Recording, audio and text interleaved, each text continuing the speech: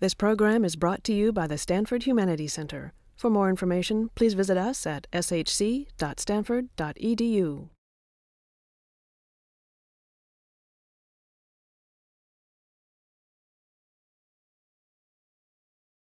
I'm the author of this book, Silent Dialogues, which is about the artistic relationship between my father, the poet Howard Nemerov, and his sister, Diane Arbus. And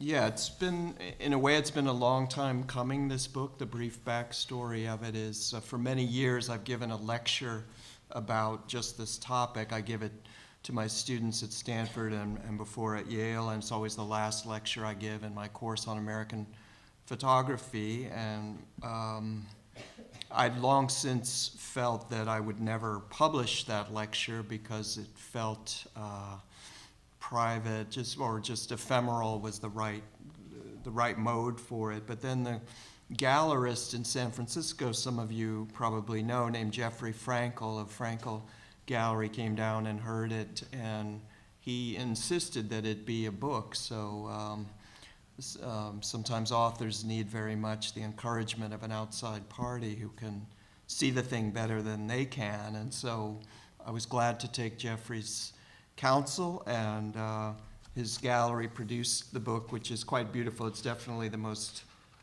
beautiful book that I've ever been a part of. This is the, unfortunately they're all cellophane wrapped in there, but take my word for it. I wanted to just show you this picture here. You will probably recognize it. It's the identical twins because it will form the basis of just a few remarks or a little bit of reading I'll do, which is from the very start of the book. Gives you a sense of it. I have no memories of Diane Arbus, not even of a phone call, let alone a face-to-face meeting. I was 8 years old when she killed herself. They tell me I was playing baseball in the backyard in St. Louis when the phone rang, but I do not remember even that. Maybe that was because she was a secret in our house. Her brother, Howard Nemerov, my father, did not say much about her that I recall. They were close, especially when they were children, but she was out of his mind so far as I could tell in those years when I grew up. And a sign of this was the fate of the photograph that she gave him, a print of her most famous photograph, Identical Twins, Roselle, New Jersey, 1966, made out to him along the white edge at the bottom, 4H, Diane Arbus. It was a photograph he never matted, never framed, and never even displayed. Instead, it was kept in a drawer in the living room of our house, mingled among my childhood drawing supplies, the sheets of paper and colored pens. And predictably, in that place, the photograph suffered damage, creases, and some cracks in the emulsion.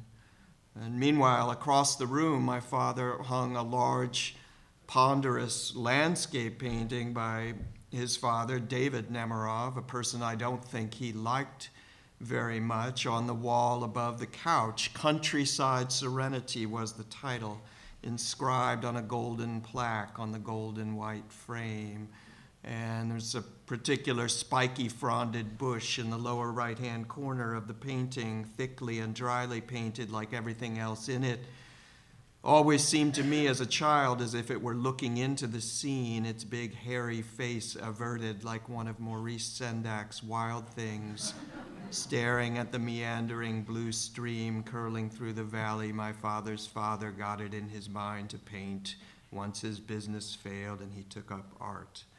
The Arbus photograph lay in its drawer a few feet away.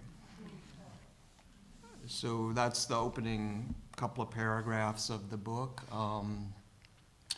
which is also about my relationship to them, which I could just briefly describe as,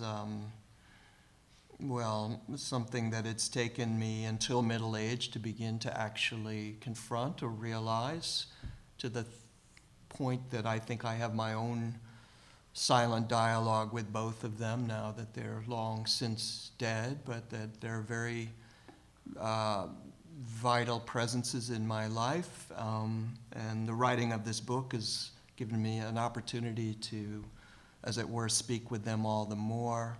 And I think, above all, what they've taught me, and which I feel as a kind of fuel in my daily life here at Stanford, is their high, unapologetic and fearless regard for art and the practice of making photographs, making poems, and their belief in what you could even call a religion of art. That is, that it does fall to certain people like poets and artists to reveal the world as it really is. Thank you. This program is brought to you by the Stanford Humanities Center. For more information, please visit us at shc.stanford.edu.